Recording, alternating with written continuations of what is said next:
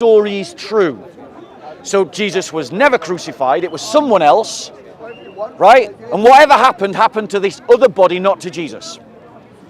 Why then, if that's true, do people believe that Jesus rose from the dead, and why do they start to venerate a Sunday? From the Islamic perspective, what reason is there for that to happen? Let's ask this Jew. I'm ignorant. Tell me, here's a Jew, right?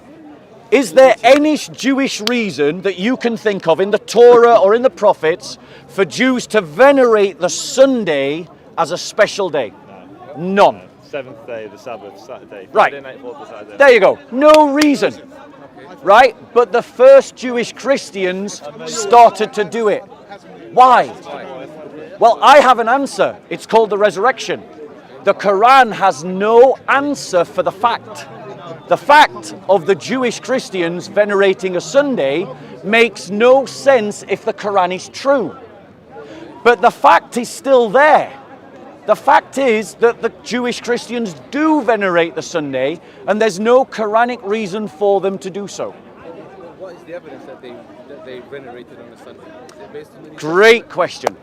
The evidence is that if you read the book of Acts, which is a first century document written by Christians, talking to Christians about what Christians did, they state that they would gather in one another's homes on the Lord's day and break bread. So it states very clearly, on the first day of the week, the Lord's day, they would gather and celebrate their Christian faith.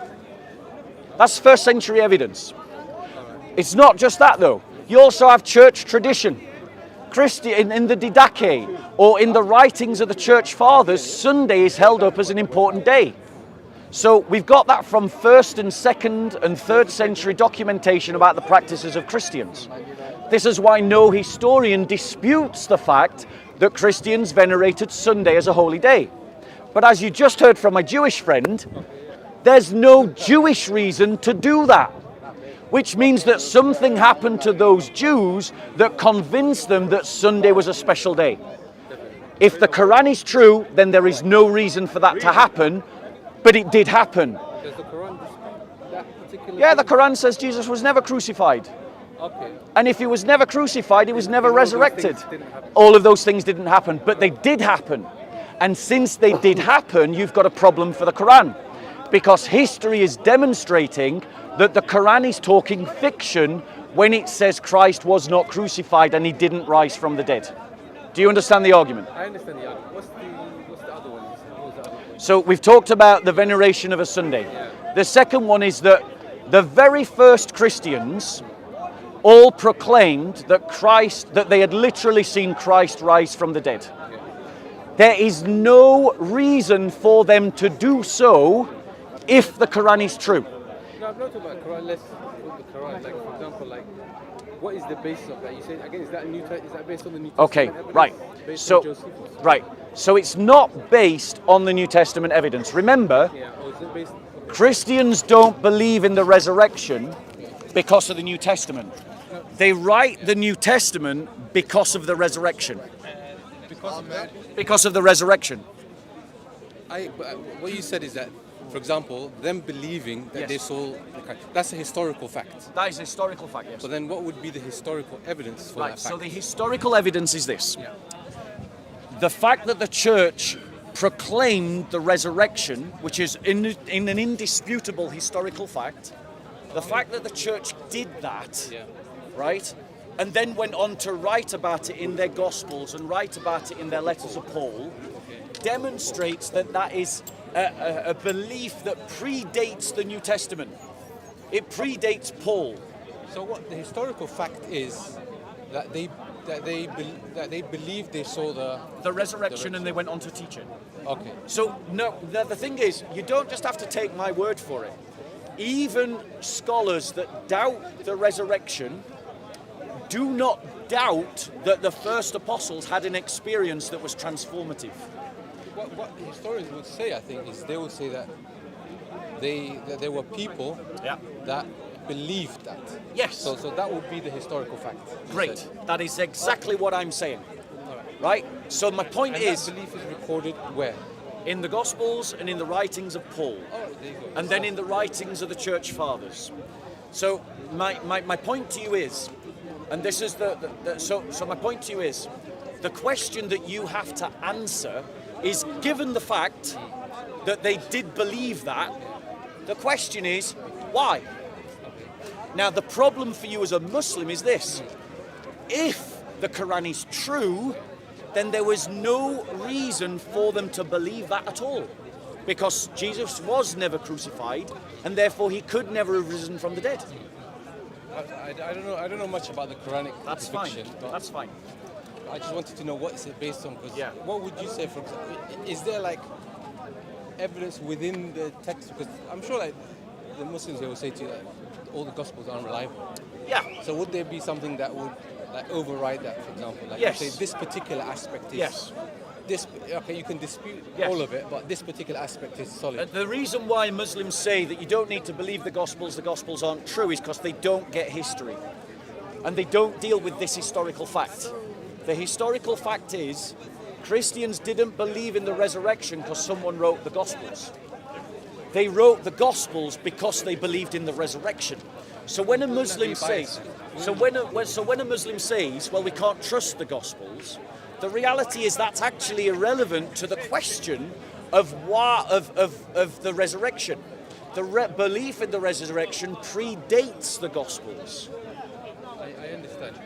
And I'll give you an example to that, to prove that, to demonstrate that. Paul writes his letters to churches. And one of the churches that he wrote to was the church in Rome. This church was not founded by Paul. So he wrote to Christians that he did not start about beliefs that they had, which means that they had that belief before he wrote the letter to them, and that demonstrates that the belief predates the letter. Okay, and did they share the same beliefs as him? About the resurrection, yes. All right. So there's your evidence.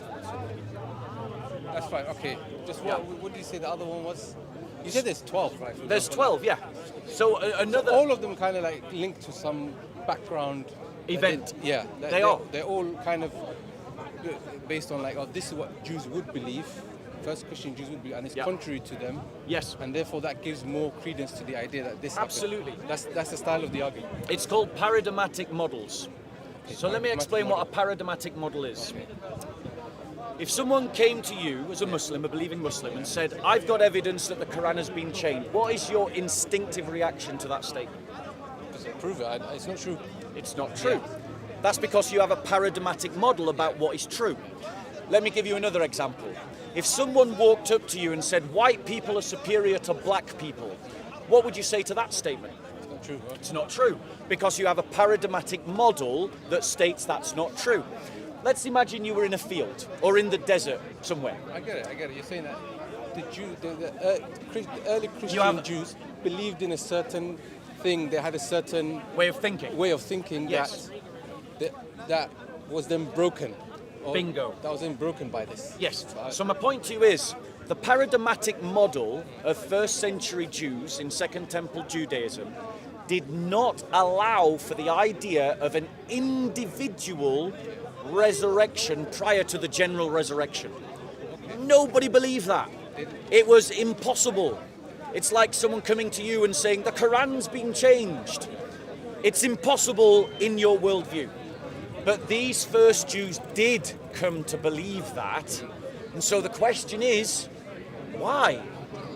And so you're saying the most plausible reason is that the resurrection did happen, Absolutely. and you That have is the answer.